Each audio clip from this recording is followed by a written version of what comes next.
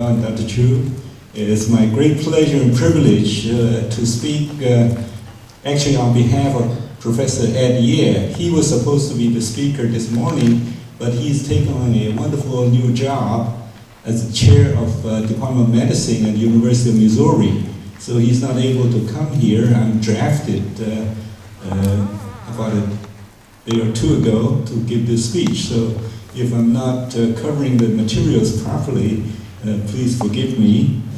And it's my honor and pleasure to talk about this topic, which is how to maximize the chance of success in writing a research proposal. I use the word maximize rather than to say how to succeed. I cannot guarantee succeed, but just to increase the probability. And this is only my personal point of view. I don't know whether it's better for me to speak in Chinese or English. Let's get a raise of hands. It's Chinese, please raise your hands.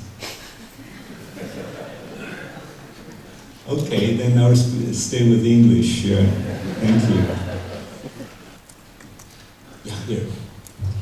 The review criteria of the NHRI review, I have summarized on this slide based on what I read in the announcement and also what the review committees have been doing. For the last two rounds, we have these targeted areas. So there must be a responsiveness to one of these areas. Right now, I think last time was, can you hear me in the back? It's okay? There were 29 areas, so the application has to fit in with one or more of these areas. The important thing is what's given next is the strengths and weaknesses of the research plan, including the specific aims, background and significance, preliminary studies, experimental designs and methods. Then there are also two other entries, resource and environment, and the investigators. And these are very similar to what the NIH in the United States have, also emphasizing on these similar items. As far as specific aims are concerned, I think one of the most important elements is innovation. You have to have some innovative ideas. In fact, the grant is entitled Innovative Research Grant in the first place. So it's got to be innovative. It's not something that's already been done. You have something that's new. And the next item is significance, or is the same as importance. So I think these two I's, I and I, innovation and importance, are the two key words that we've got to keep in mind applying for research grants or for, in fact, for anything. For writing a manuscript, it's the same. Then we have below, these are also important, the preliminary studies that show that you're able to do that and you have the right experimental designs and methods. So these are the items that are there. You cannot do too much about it. Wherever you are, you're already at that stage. You cannot change it the last minute.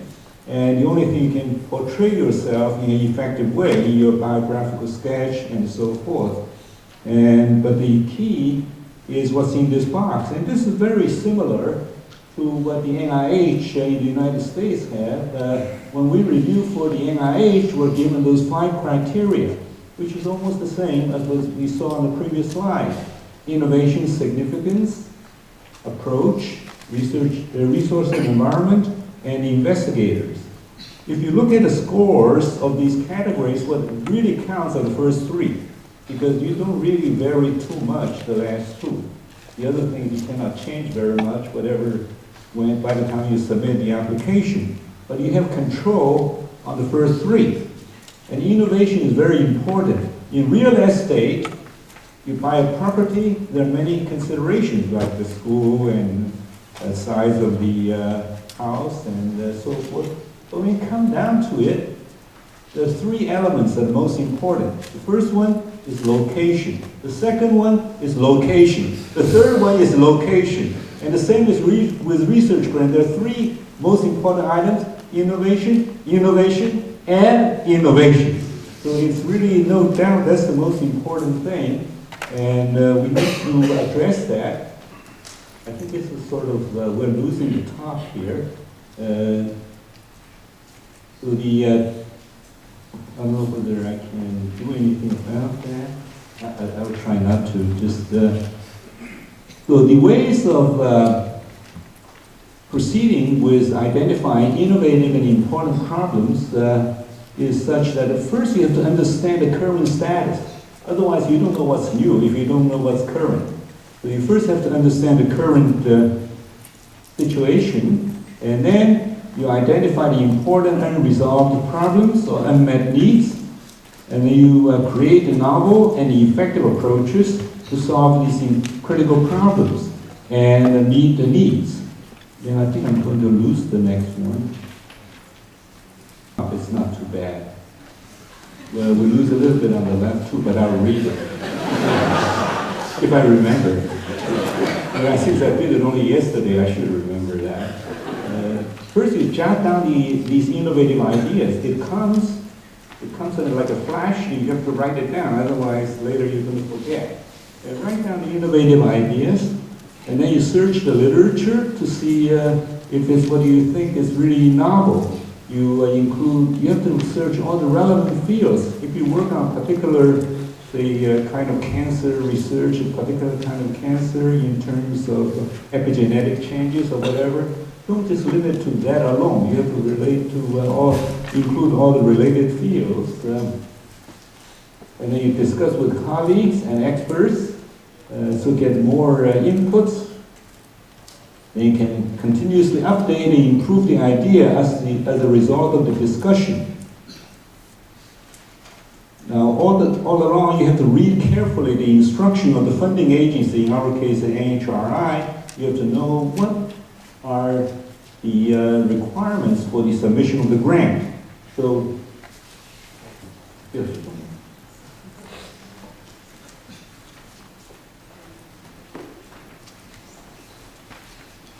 Then you form an effective team with synergistic expertise. Today, there are very few grants or research projects that one can do it alone. You always need colleagues who have collaborative expertise. Like I have a grant related to ultrasound. I have our leading expert, Professor Shum, as a colleague.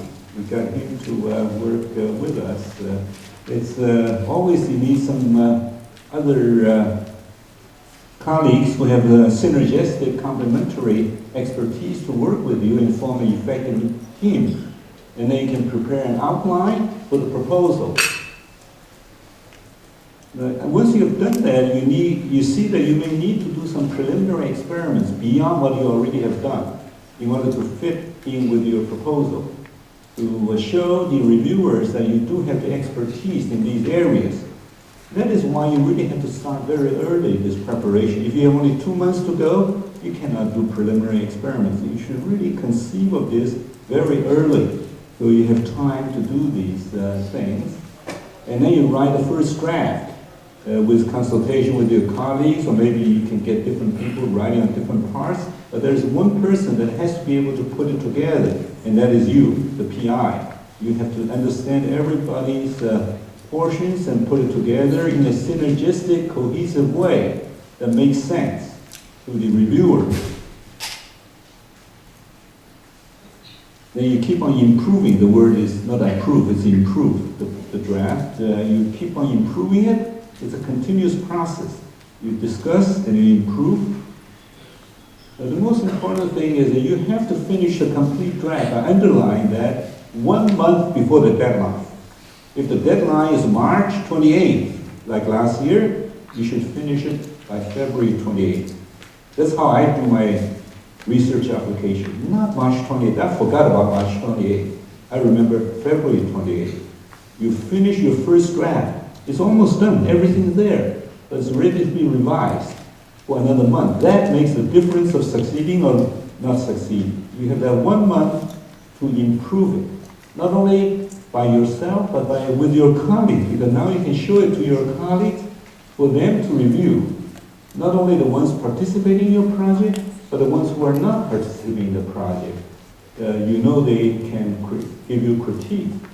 Give it to them. Let them give you the input. And sometimes they give it to the young investigator. They don't even know that much about it, but that's very good because usually the review body, if there are 15 people in the room, maybe 5 of them are right on top of your project, but the other 10 with various degrees of familiarity. They're more or less in your field, but not exactly. So these other people who are not working in the field are very good critique. You have to make it understandable to them as well. So let as many people to review and give critiques as possible. And this you can do only if you finish 1 month before the deadline. Because you cannot, the day before the deadline, you say, hey, Dr. So my friend, can you read it for me? You're not going to get any valuable inputs. But a month before, you have a good chance that people may read it and help you. So this is very, very important. Then you keep on refining the proposal, keep on working on it. I always tell my young colleagues about writing. Whether it's manuscript or research proposal, you keep on looking at it and reading it and improving it. When you get sick and tired of it, you're sick and tired of it 3 more times. That's the way to succeed. You don't do it just by finishing it on the last day and send it in. That's you're asking for problem, actually.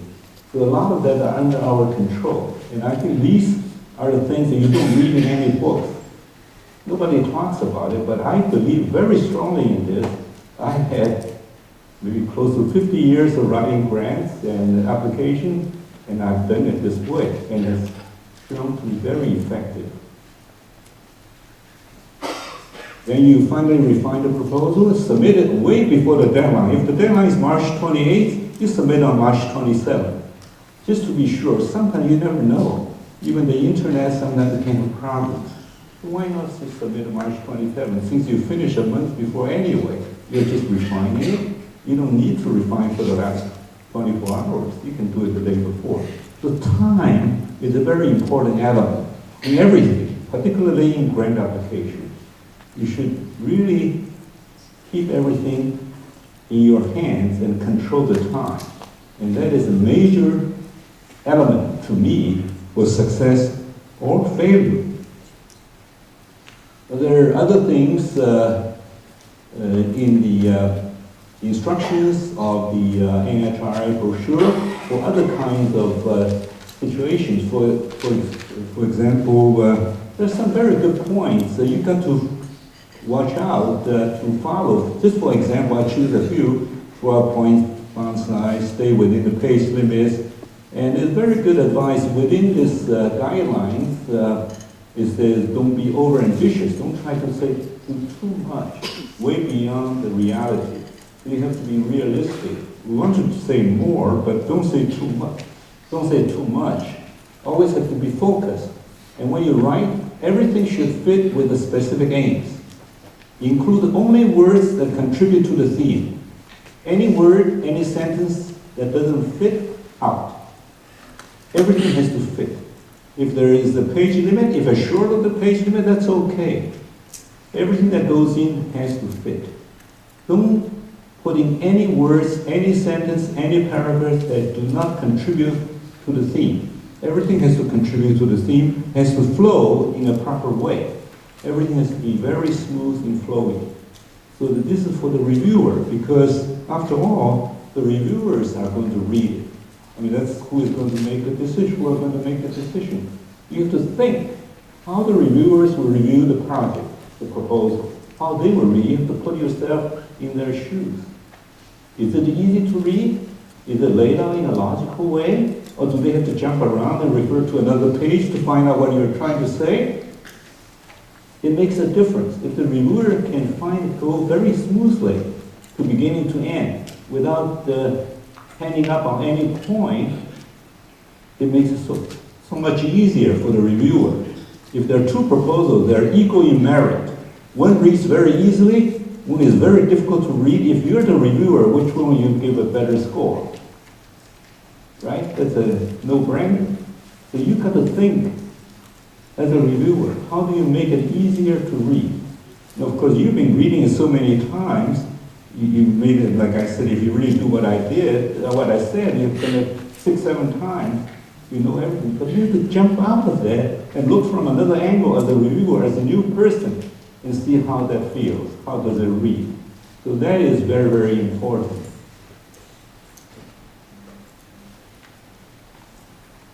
Now there are some other things I'd just like to mention. It's in the brochure of the instruction too. The other kinds of grant. For example, there are the NHRI intramural matching collaboration grant. It has to be a genuine cooperation between the NHRI researcher and you when you apply for the NHRI intramural matching funds. There's clear instruction about that. I don't want to say anything about any one of these points. I just like to mention these other considerations. What I said is only the standard application. Then for competing renewals, you have to give the progress report and discuss any change in specific aims. For revision amendments or revised renewal, you have to give a concise responses to the previous reviewer comments. So it's how you have revised accordingly. And also I want to bring up the other kind of award, which is the CDG, which is the for career development. And here you have to show what projects PI have participated in. You need 3 letters of recommendation. I mentioned these only just for the sake of completion. It's not just what I've said before. Everything is very nicely laid out in the instruction. I think the instructions made by the NHRI is really excellent. The trouble is people may not want to read through everything, but it doesn't take that long. I read it. It doesn't take that long. There's a Chinese version in the front, the English version in the back. Both are very well written. But there's some repetition because for each kind of brand it repeats the same thing, so you don't really have to read that again. So it's not really as long as it seems. But the one thing is you really have to read everything that's in there so you really do it properly. So as I keep on saying, the important things are innovation and the importance of 2 I's. And then there's a design approach. As I said in the NIH type of grants, that's where you gain or lose scores. These are 3 things. Investigators and resource environment, you cannot do very much about it. Of course, they count also, but it's not where you can make or break it. But here are the points you do it. Now, for the first part, innovation and importance, you have to be able to know what is novel. You have to be coming up with novel ideas, and you have to know what's important, and you have to choose the important projects. Now this is, the Chinese is knowing, 知. And on the other hand, the approach in design is what you do, is 行. The Chinese always has the saying that some people say 知难行易. It's easier to know, harder to do it. Other people think the other way. 知易行难. Actually, you have to bring 2 together. 知行合一. Both of them you have to do. First, you have to come up with the innovative idea, pick what's important, then you have to go ahead and do it carefully, rigorously, and do it in a way that for the reviewers to see they will agree with you. And so it's the action, both the knowledge and the action together. Now, I'd like to mention a few things about scientific ethics. And to avoid, actually the title on the top that's not showing up is scientific ethics. And then the second line is avoidance of science misconduct. So first, I always say the positive thing first. I will never come up with scientific misconduct as the heading like this. I always say scientific ethics. That's the title. Then how to avoid the scientific misconduct. Now what are the misconducts? And this in the NIH will lose the bottom. The NIH has this in their website. The scientific misconduct, they don't have the Chinese words in there I put in.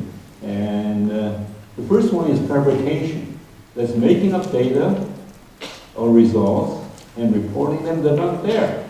That's totally false. It's not there. You just make, the person makes it up, fabrication. The second one is falsification, 篡改. That is manipulating the research materials, equipment, or processes, or changing or omitting data or results such that the research is not accurately represented in the research record. It's false. That is the falsification. But the last one I particularly like to mention, that's a plagiarism, which is 抄袭, which is you copy from other sources, the appropriation of another person's ideas, processes, results, or words without giving appropriate credit. That's the NIH definition. There are many softwares today, there are just numerous of these, that can very effectively compare whatever the application has written with thousands, millions, or maybe billions of published records, and pick out the duplication part very effectively. Maybe 10 sentences, maybe 3 sentences, maybe a whole paragraph. They can verbatim copy this out, comparing this particular application with what's in the literature, either as a proposal or as a paper published. They can do it very effectively to flag the plagiarism cases. And I like to you lose the bottom is from a website called the letter I in front of plagiarism. And they have this website, and what it says, we can barely see the top. When using someone else's work, you must mention that you have borrowed the idea by giving a citation. You know, just like what I'm doing here, I'm giving the citation here, even though you cannot see it. And you have, this is from that site, you have to give the source, the citation. Besides, if a source's exact words have to be copied, quotation marks must be given. So I've copied this exactly. I put the quotation mark is around here. You cannot see it, but I did put a quotation mark in the front for this. The last paragraph, really, I was a little surprised by the severity of this statement.